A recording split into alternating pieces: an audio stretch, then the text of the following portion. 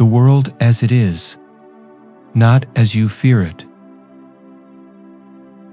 Most of the time, you don't see life as it is. You see it through the fog of fear, through the haze of desire, through the distortions of memory and expectation.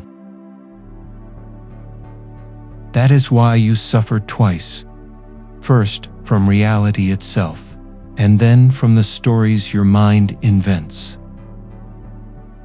Welcome back to Stoic-Wellspring, where together we learn to see clearly, and in that clarity, to live freely. Why clarity matters. This isn't about chasing perfection or controlling the world.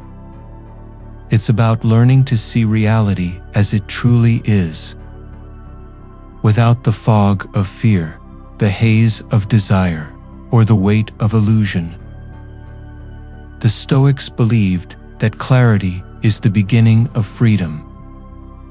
And right now, we'll explore how to train the mind to see clearly, so that you can live more freely. Part 1. Perception shapes reality. What you see is less about the world itself, and more about how your mind interprets it.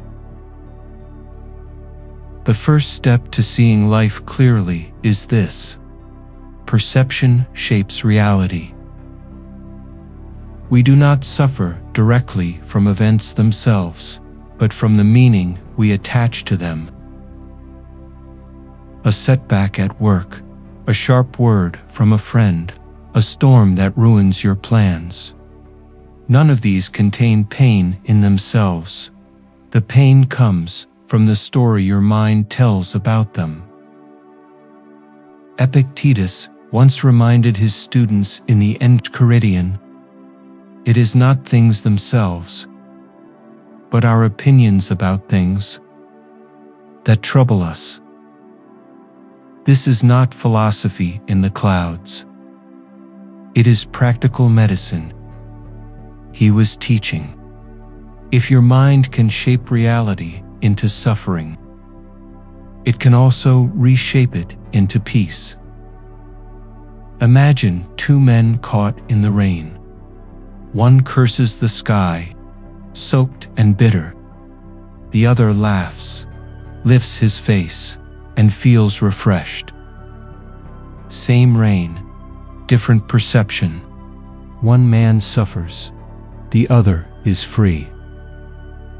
Marcus Aurelius once wrote in his Meditations, "If you are pained by anything external, it is not this thing that disturbs you, but your judgment of it, and it is in your power to wipe out that judgment now." He was reminding himself that clarity is always one choice away. The choice to withdraw judgment. Consider how often you create unnecessary suffering. A colleague doesn't greet you in the morning, and you think, "They must hate me." Hours of worry follow, all from a story your mind wrote without evidence. Or a stranger frowns in traffic, and you conclude, "The world is against me." Yet in truth, their silence or frown may mean nothing. Seneca once wrote in his letters to Lucilius, "We suffer more in imagination than in reality." He saw that the mind multiplies pain by rehearsing it, exaggerating it, inventing it. Clarity begins when you stop confusing your imagination with reality. So practice this. When something disturbs you, pause and ask, "What happened? And what story am I adding to it?" Separate fact from judgment.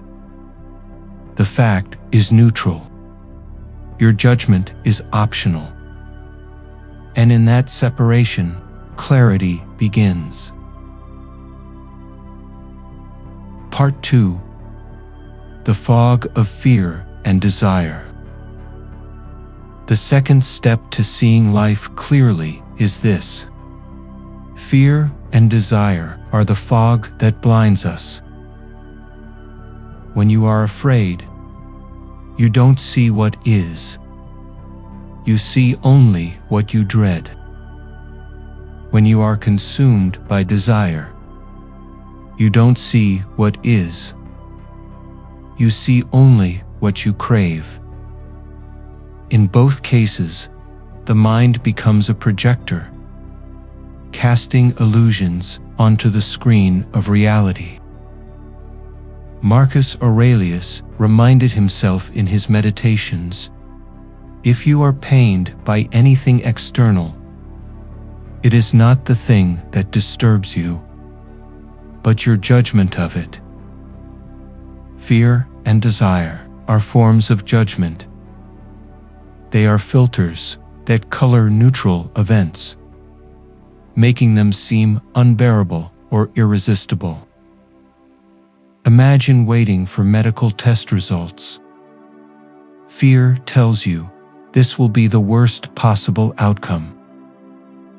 You live days in agony, even before a result arrives. Or imagine waiting for a reply from someone you desire. Desire tells you, if they don't answer, I am nothing.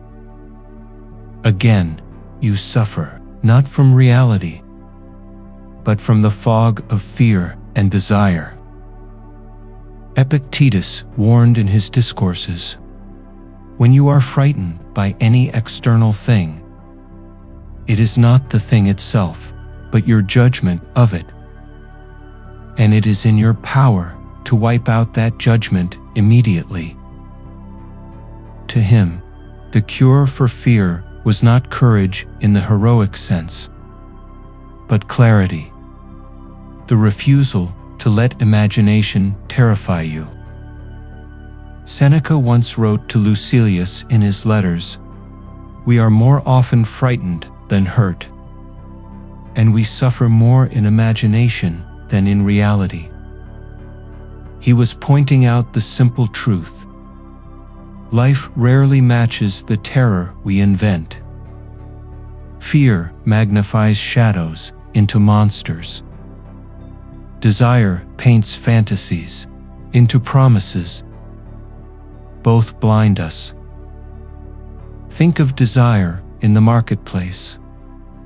A new phone is released, and suddenly your old one feels worthless. Nothing has changed about the object in your hand. It still works, still calls, still connects. But desire clouds your judgment. You feel poor because you crave more. To live with clarity, then, is to practice lifting the fog. Ask yourself, is this fear true? Is this desire necessary? Most of the time, you will see that the fear is exaggerated, the desire inflated. What remains when the fog clears is reality itself, often far less terrifying, far less glamorous than the illusions you created. Part 3. The discipline of pause. The third step to seeing life clearly is this. Practice the discipline of pause. Most of our suffering comes from reacting too quickly. Something happens, and before we've even taken a breath, we've already judged, spoken, or acted. Clarity requires delay. It requires the strength to hold still for a moment before choosing a response. Epictetus once told his students in the discourses, "If anyone tells you that a certain person speaks ill of you, do not defend yourself against what was said, but answer, "He surely did not know my other faults, else he would not have mentioned only these."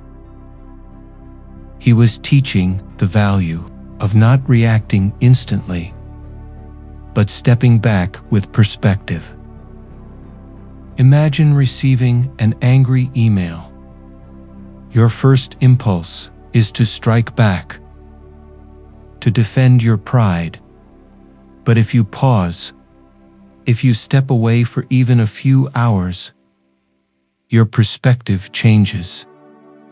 You see the anger not as a personal attack, but perhaps as that person's own pain spilling over. The pause transforms the meaning. Marcus Aurelius reminded himself in his meditations, if someone does wrong, the harm is to himself. He has hurt his own character, not yours. By pausing, Marcus shifted focus away from the offense and onto the offender's own struggle. The pause made space for compassion instead of anger. Seneca also advised in his letters to Lucilius, the greatest remedy for anger is delay. Anger is a fire that consumes you first. The pause is a bucket of water. It cools the flame before it burns your judgment to ash. Think of the archer. He does not release the arrow the moment he pulls the string. He holds, he breathes, he aims. The pause is what makes the shot precise. In life, too, the pause makes your actions accurate instead of reckless. So practice this. When an emotion surges, stop and breathe. Say to yourself, this is only an impression, not the thing itself. Wait. Let the first wave pass. Then decide. In that space, you will find clarity. Part 4. Detachment brings vision. The fourth step to seeing life clearly is this. Detachment brings vision. When you are tied to outcomes, your vision is warped. You don't see events as they are, but as wins or losses, as gains or threats. Detachment is not indifference. It is the ability to see the thing itself, without the fog of craving or fear. Epictetus once told his students in the discourses, when you are about to undertake an action, remind yourself of what kind of action it is. If you go to bathe, picture what happens at a bath. People splashing, jostling, cursing. And then you will undertake the action calmly. If you expect it to be exactly what you want, you will be disturbed. Imagine preparing for a journey. If you expect everything to go smoothly, no delays, no discomforts, no inconveniences, then every bump feels like an injustice. But if you detach from the fantasy of perfection, then when delays come, you accept them as part of travel itself. Marcus Aurelius wrote in his Meditations, if you are distressed by something, remember, you are not disturbed by the thing itself, but by your opinion of it. And this opinion you have the power to revoke at any moment. Detachment is that revocation. It is the inner act of saying, "This is not a disaster. This is just what is." Think of an athlete who competes only to win. If victory is the only acceptable outcome, then every loss is devastation. But if the athlete competes to practice discipline, to test skill, then both victory and loss can be seen clearly as events, not verdicts. Seneca once wrote in his letters to Aurelius, "What upsets people is not things themselves, but their judgments about things." His point was simple. Outcomes are just shapes of events. It is our attachment that paints them as triumphs or tragedies. So practice this. Each time you face an outcome, ask yourself, am I seeing the event itself, or my attachment to what I wanted it to be? Detachment clears the lens. It lets you see the world as it is, not as your desire or fear would have it. Part 5. See the present, not the projection. The fifth step to seeing life clearly is this: see the present, not the projection. Most of what we call suffering is not happening right now. It is happening in the theater of the mind, in fears of what might come, or in fantasies of what we demand must arrive. Seneca once wrote in his letters to Aurelius, "True happiness is to enjoy the present, without anxious dependence upon the future." He understood that the weight of imagined tomorrows crushes today's peace. Imagine this: you have a meeting tomorrow. All day today, you are rehearsing disasters. What if I fail? What if they laugh? In truth, none of these things exist. The only reality is today. But you've abandoned it to live in the shadow play of tomorrow. Marcus Aurelius reminded himself in his meditations, confine yourself to the present. He saw clearly that the present moment is the only ground we stand on. Everything else is speculation. Air, smoke, shadows.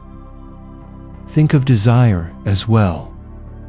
You dream of a future promotion, a future relationship, a future escape.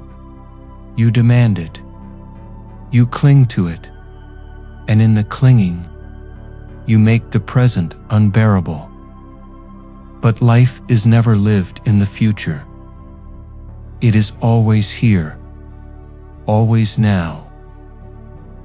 Epictetus taught in the Enchiridion, "Do not seek for things to happen the way you want them to.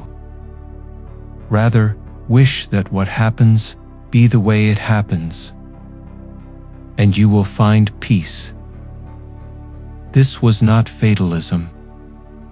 It was freedom. The refusal to let imagined futures steal today's clarity. Think of the child at play. He does not worry about what tomorrow will bring. He is absorbed in the present game, laughing, running, being. That is why children radiate joy. They are still free of the projections that enslave adults. So practice this. When anxiety about the future arises, stop and ask, what is happening right now? Look around. Breathe. Anchor yourself in the only place life ever exists. the present moment. Part 6. Train the eye of the mind. The sixth step to seeing life clearly is this: train the eye of the mind. Just as the body learns strength through repeated exercise, the mind learns clarity through repeated discipline. Left untrained, it reacts blindly, confusing impressions with facts, judgments with reality.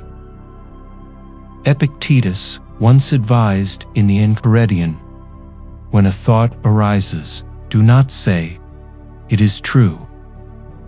Say instead, "You are only an impression."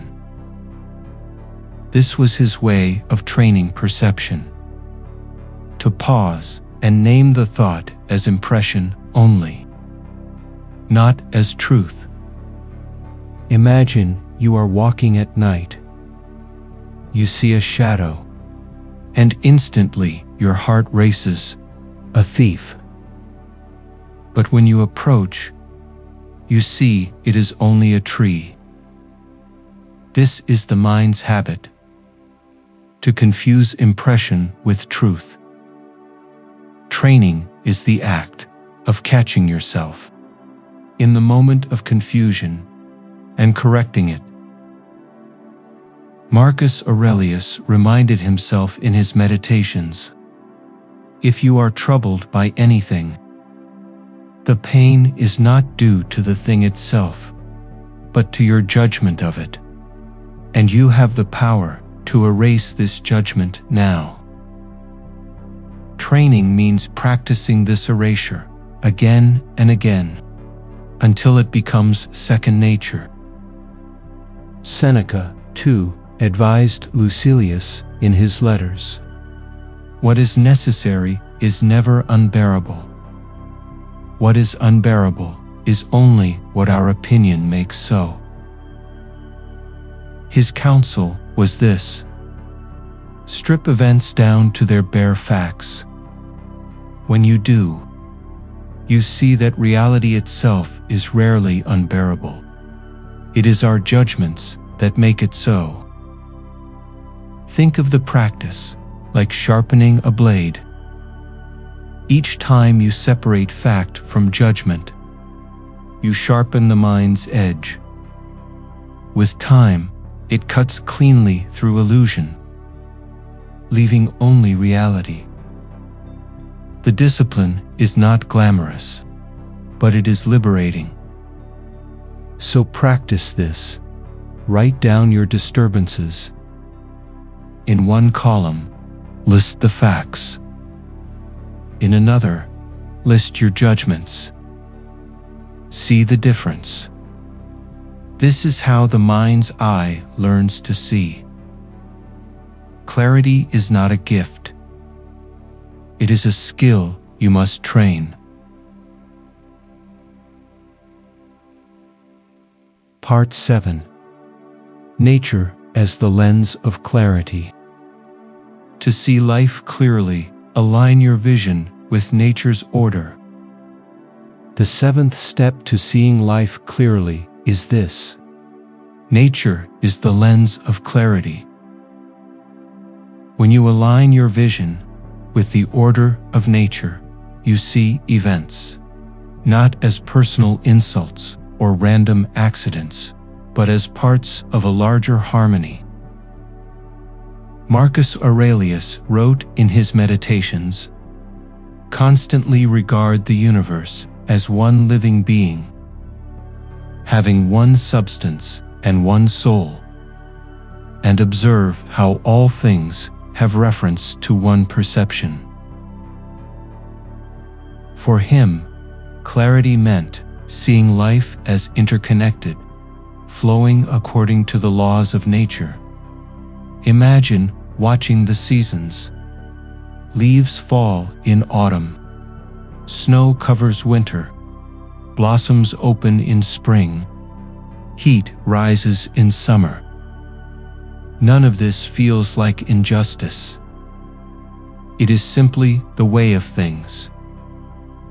Why then, when a relationship ends or a career shifts, do we cry unfair? Nature tells us, change is not unfair. It is the rule. Seneca once told Lucilius in his letters, "What need is there to weep over parts of life? The whole of it calls for tears." He did not mean despair, but perspective. All of life is mortal, fragile, transient. To expect permanence is to fight against nature. Epictetus also taught in the Discourses, "Do not seek that events should happen as you wish, but wish them to happen as they do happen, and your life will go well." To him, clarity was surrender to nature's order, not passivity, but harmony. Think of a river. If you demand it flow straight, you suffer at every bend. If you let it be, you can travel with the current. Life flows like this river. The bends are not mistakes. They are part of the path. So practice this. When something changes, instead of saying, "Why me?" say, "Why not me?" This too is nature. To see life through this lens is to see it clearly, without resistance, without illusion.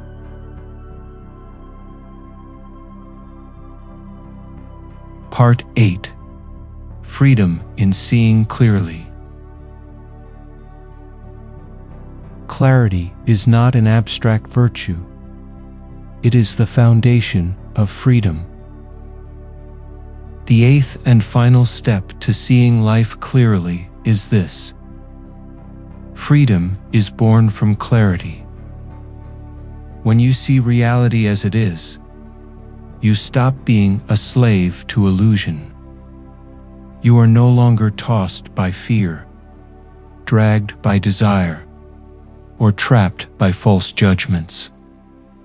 You stand on solid ground. Marcus Aurelius wrote in his Meditations, "If you are distressed by anything external, the pain is not due to the thing itself, but to your estimate of it. And this you have the power to revoke at any moment." For him, freedom was never about changing the world outside, but about mastering the eye of the mind inside. Epictetus told his students in the Discourses, "No man is free who is not master of himself." And self-mastery to him meant clarity. The ability to separate what is within your control from what is not, and to act only on the first. Imagine two prisoners in the same cell. One curses, resists, and collapses in despair. The other accepts, adapts, and finds peace within. The same walls surround them both. The difference is not in the prison, but in the perception. One remains chained. The other walks free in his mind. Seneca once wrote in his letters to Lucilius, "The wise man is content with himself, for he sees clearly that fortune is beyond his command, but his mind is always his own." Freedom, then, is not external privilege, but internal sovereignty. Think of clarity as a window washed clean. Once the dirt of fear, desire, and judgment is removed, light pours in. You see things as they are. And in that seeing, you are free. Free from illusion. Free from compulsion. Free to live aligned with reason and nature.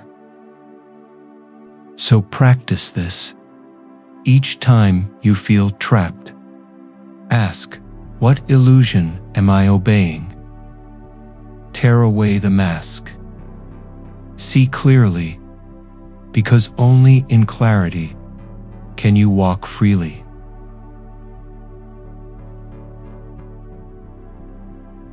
Before you move forward, pause now.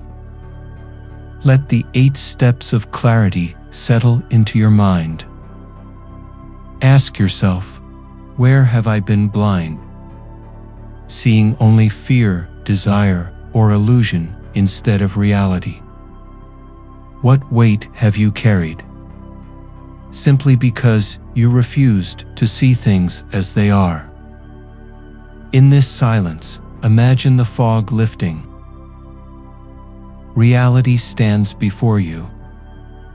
Simple, steady, and clear.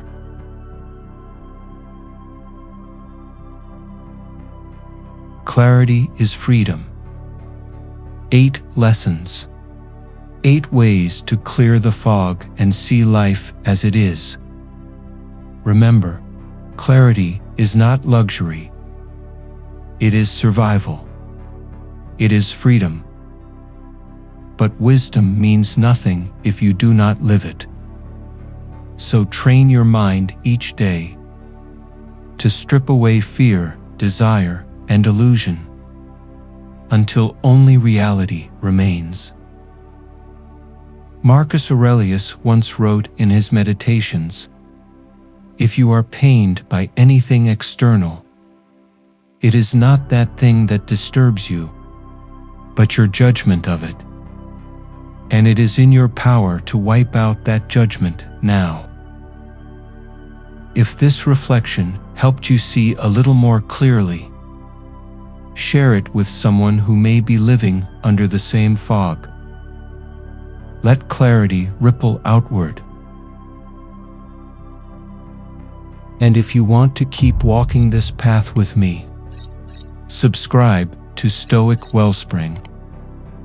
Each week, we grow steadier, clearer, freer together.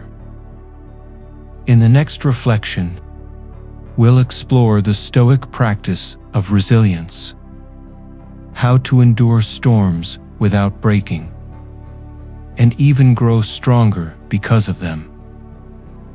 Be well, be still, be free.